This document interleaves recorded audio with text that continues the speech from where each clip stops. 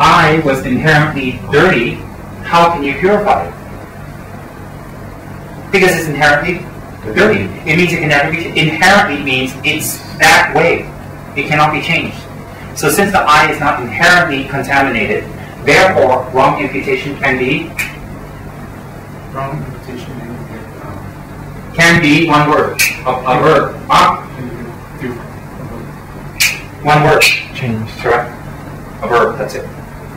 So if the wrong imputation can be changed, does that tell us that the eye is not inherently contaminated? Yes. So therefore, if the eye is not inherently contaminated, all the negative things we do through our 5 aggregates can be changed. Purified is the actions that's already been done by the wrong aggregates.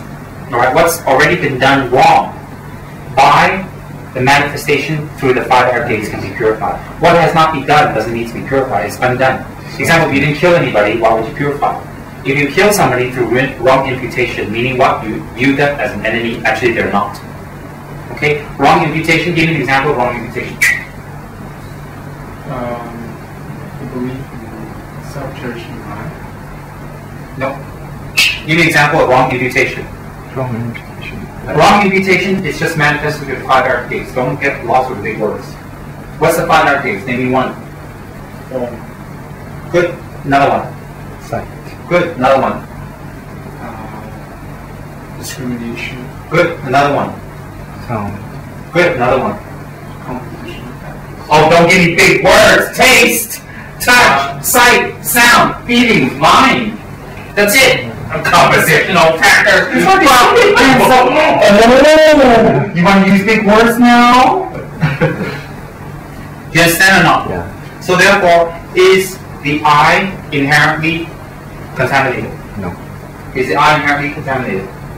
Proof. Proof that Proof that the eye is not inherently contaminated. if we have a bad habit and we put the effort to change it, It can change. Therefore, is that proof that the is that proof that wrong imputation can be changed? Why? Because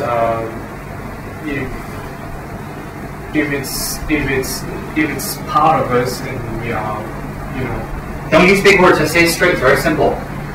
well, basically we can change. That's why it's not part of us. That's right. That's right. So if it's a part of you, can you change it? No.